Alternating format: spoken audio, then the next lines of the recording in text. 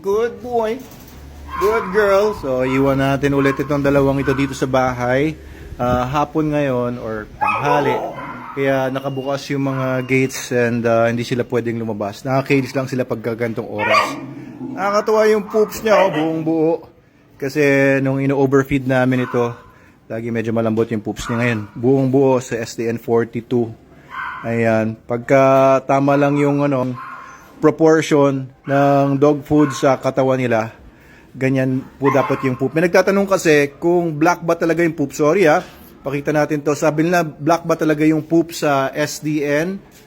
Hindi po, actually dark siya. Baka akala nyo lang black pero dark brown po yan. Ayan. So dapat ganyan na buo na pwedeng pulutin ng kamay tapos itapon, di ba? So okay. So, iwan natin kayo. Si Jepoy na bahala dyan sa dumi na yan.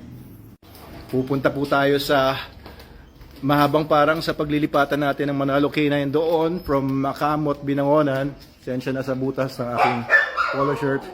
At magpapawis tayo doon ngayon. Magtatanim ng mga puno, etc.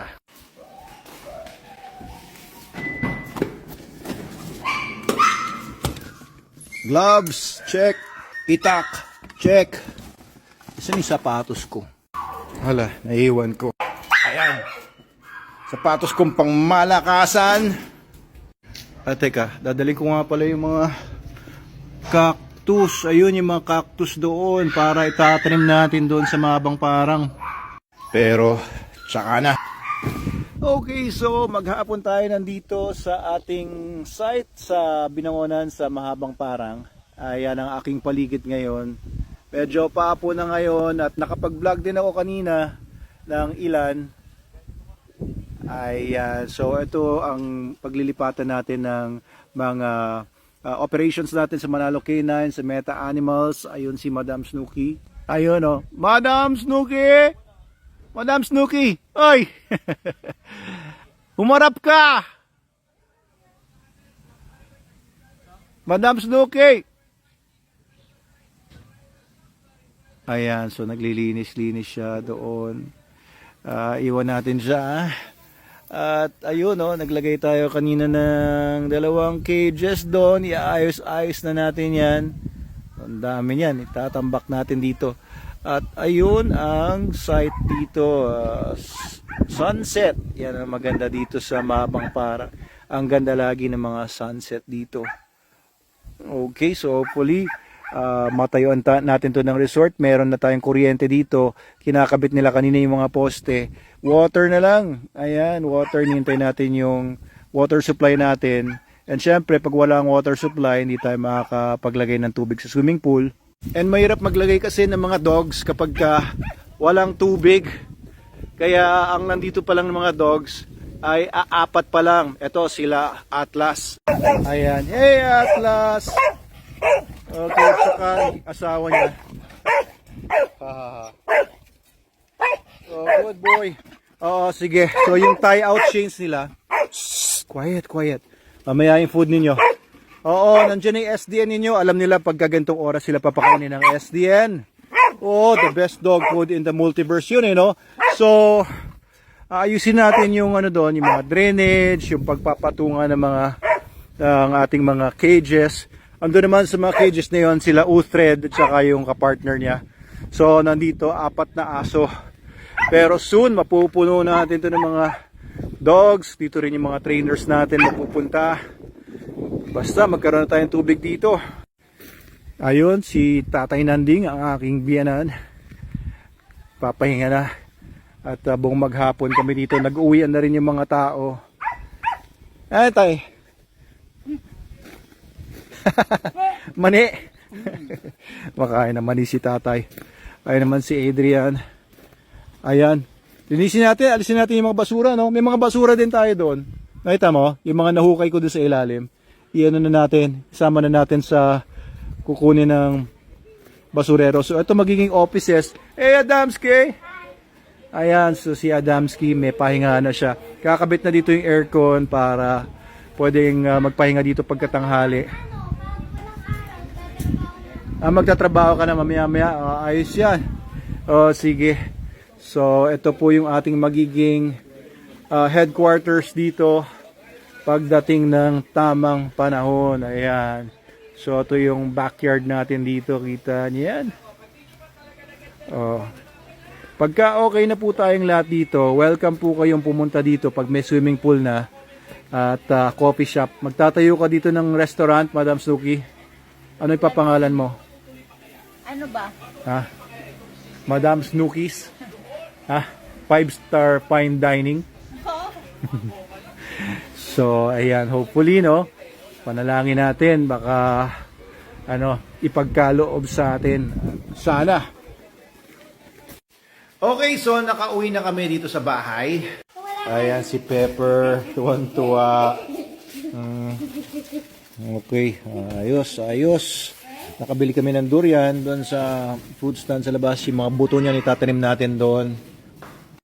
Okay. Eto naman si Logan. Time to roam. Yan. Babantayan na niya yung bahay. So, naka-duty na ngayon si Logan. Good boy! Good boy! And pakawalan na natin ang mga kids. Let's go! Oh, may dumi. Come on. Come on, Lagerta. Lilinisin ko yung mga cages nila. Let's go! Yay! Uy.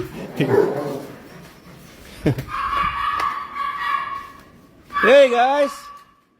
Ayan, so nakakawala na sila.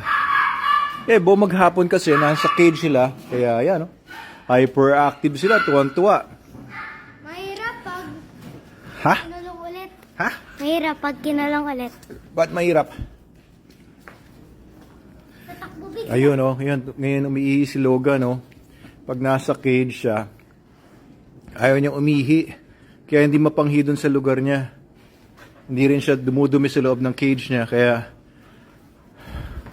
walang dumi lagi yung cage niya. Malinis yan si Logan. Napipiko na siya dun sa dalawa. So, ayan. Kasing laki na nila yung kanilang lolo na si Logan, Actually, lolo nila yan sa tuhod. Ayan, napakalalaki na ng mga batang ito. Okay, so ayan, kasi ang lapad ni Lagerta. Pero nasa 250 grams per day na lang sila. So they are nasa 2%. 2% ng body weight nila. Pero pagdating siguro nila ng baka pabawasan ko na, masyadong malapad. Lagerta, come here, Lagerta. Pakapa nga. Yeah. Pakapa ng katawan.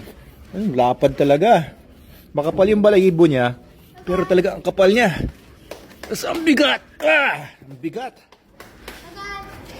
Pwede pa kumukuha din si Pepper. Come here, guys. Ito rin si Bjorn, medyo mas mas matangkad. Hindi siya kasing lapad ni Lagerta, pansinin nyo. Ang kukulit, gugulo, sorry medyo magulo siguro sa inyong viewpoint sa video.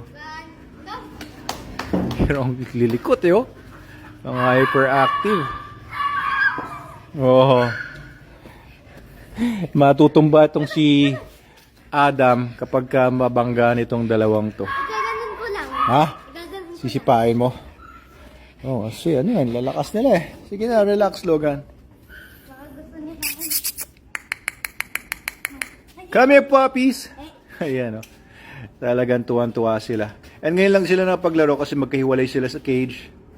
So, ngayon lang sila nakakapagharutan. Dati kasi magkasama sila sa cage.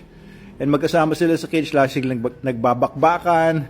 Minsan, nag-iiyakan kasi nagkakasakitan na sila. So, yung dalawang magkapatid, ngayon, magkahiwalay na sila sa cage. So, pagka nailalabas na sila, saka sila nakakapaglaro sama-sama. Ayan. From us here, ayan, yan ang maghapon namin. From us here to all you, have a great weekend. By tomorrow. Yun lang po.